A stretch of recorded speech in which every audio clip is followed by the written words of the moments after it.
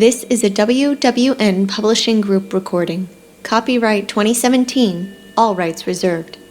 This is an abridged version of Knight Takes Pawn, Book 1 of the Red Knight series by Martha Sweeney, to make the story appropriate for all listeners on YouTube. Read to you by the author. If you want to read the complete story, you can find the ebook or paperback online. Links are provided below in the description. Chapter 10, Night. My stuff, the little bit I had, which was primarily clothes, was already moved into the new room for me by the time Red and I got there. I'm grateful that I don't have anything secret to have been found by prying eyes. Jagger's house is a massive mansion with at least 50 bedrooms. Red and I are now on the main floor with the rest of Jagger's lackeys, who are close to him. Though I'll miss the little bit of extra privacy from my previous domicile, I like the idea of having the status of someone Jagger trusts more than most. Plus, I get to feast my eyes on the naked beauty of Red whenever I want. Red and I stayed in her room for just a little longer before taking a stroll around the house. Knowing that she's a runner, I keep her close as we walk. Once a runner, always a runner, especially when you don't trust anyone. It helps that I know my way around the house better than she does, but I still wouldn't put it past Red to try something. I haven't beaten her like the others, which makes me think she'll be stupid and try to run at some point. It's just a matter of when.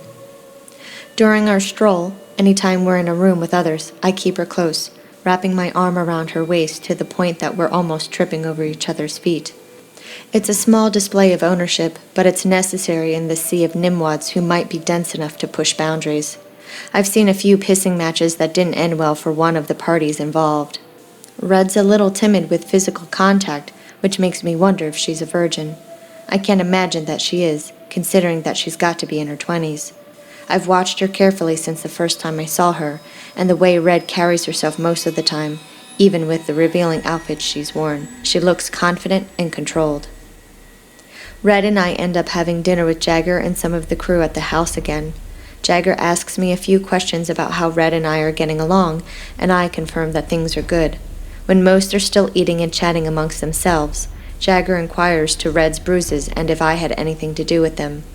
Jagger did not seem pleased the night he found her with those marks when they were fresh, nor was I.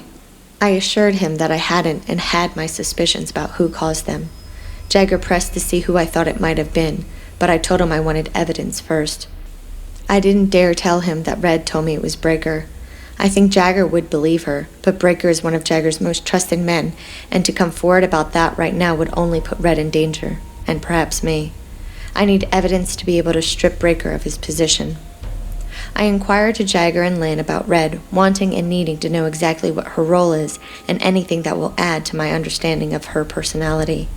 I'm careful with what and how I ask, but Jagger doesn't seem to be offended. Actually, he seems quite proud of how Red's skill has been useful to him. The population can get a little ornery and demanding. Even his clients can push boundaries or threaten his authority. He explains that occasionally some will even try to steal from him. That helps explain Red's role a great deal. Jagger did slip that when Red tried to run twice, and also attacked Breaker, he had to be a little stern with her. When I present him with an idea of how to break Red in better, Jagger gives his permission for me to take action, not that I really need it. I explain that her training would allow her services to be used in any location, and Jagger seems excited to see the results. I'm going to the bathroom, I say softly, leaning into Red's ear. Behave. Red rolls her eyes at me. I mean it, I direct. Behave or else.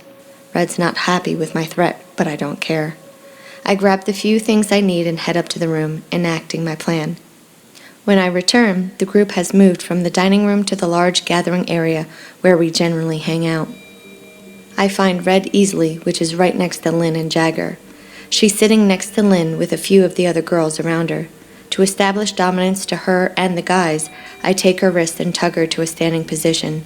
Red tries to fight it, but not enough where it draws attention. I shoo the girls away and then take a seat on the couch, directing Red to sit on my lap. Don't try a power play with me here, Red, I instruct, holding her firmly by the neck. My lips brush against her ear and I feel her shudder. When we're in public, you will do as I say and you will show respect. Red's eyes tighten when she faces me. Go ahead and test me if you want, I goad. I'll do worse to you than what Breaker did, and I won't care if anyone is watching. I'd prefer not to, but I will if you test me. I kiss her cheek, wanting to make it look like we're having a heated embrace before letting my hand slide down her body and rest on her upper thigh. I wouldn't ever hit her, but I need her to do as I say, so I don't have to actually do anything she'd hate and I'd regret. I don't mind that she challenges me, so long as she doesn't take it too far when others are around. Red faces away from me and discreetly pushes my hand toward her knee. I let her think she's got control until I dart my hand back up her leg, where one of my fingers is practically touching her sex. I squeeze, wanting her to know that I'm not playing games. It's already challenging enough to fight off the urge to dagger. My control to not take her upstairs at this moment is minimal at best, aside from the spectacle in front of us, which consists of many of the men and women fondling and groping each other. Red looks deadly sexy in the dress that she's wearing and smells like a goddess.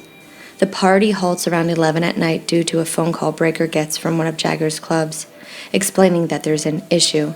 I escort Red back up to the room, not trusting her or anyone else, and because I need to grab a few items. Red undresses quickly, putting on one of my shirts and underwear before getting on the bed with a book. Her statement is loud and clear that the possibility of her legs opening tonight or any time in the future for me are zero. Wanting to mess with her before I leave, I crawl across the bed. I also need to distract her momentarily from what I'm about to do. Her gaze lifts from the book and I offer a devious smile. Red shakes her head and pushes her right foot against my chest. I'm not going to do anything, I mention. I just want to say thank you. Her brows raise. You were good downstairs, I say, moving closer to her. Red looks back down at the book. We shouldn't be long, I inform, sliding one hand up her ankle to her knee. But don't wait up for me if you get tired. Red nods without looking at me as she flicks her leg to get me to stop touching her. I move closer, stopping where my face is just a few inches from hers. She pushes me away and I pretend to fall a little and switch which arm I'm using to stabilize myself. With her distracted, I quickly latch something around her ankle, securing it to the chain I had hidden under the bed. Once Red realizes what I'm doing, she lunges at me. I deflect her attack and trap her under me on the bed. I don't trust you, Red, I admit, and this is for your own good. She fights, trying to get her arms free. You've got enough slack to make it into the bathroom comfortably, I inform. Red's teeth clamp down on my arm, so I sucker punch her in the stomach. The moment my fist comes in contact with her body, her mouth flies open and she sucks in air. I check my arm and notice that she hasn't broken skin. You'll be thanking me, I comment. She spits in my face. If you try to run, it'll make me look bad, I explain.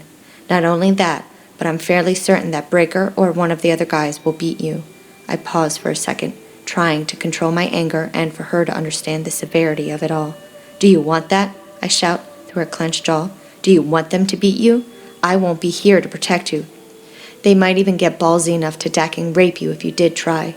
Red stops flailing and looks at me nervously. That's right, I affirm. Even though you're mine, the rules change if a girl tries to run. So hate me if you want, but I'm doing this to protect you. Red's enraged face turns away from me.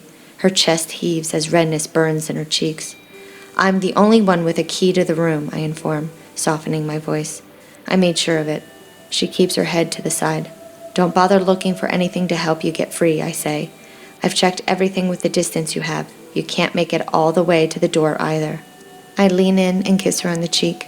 Once I let her go and shift to get off the bed, Red's right hand slaps across my face. I laugh. Behave, I direct, getting up off the bed and moving toward the door. A whirling sound catches my attention and I duck in just enough time for the book Red throws at me to miss. I gloat at her failed attempt. Red jumps off the bed and stomps toward me. She almost trips when she gets to the end of the line with the chain, and I catch her. Red's arms frantically push at me, trying to distance herself. See you soon, darling, I bid, and then leave the room. This is the end of this chapter. Thank you for listening. I hope you're enjoying the story so far. To read the full, unabridged version, you can find a link in the description below. To find out about new releases before the general public, be sure to subscribe to my newsletter.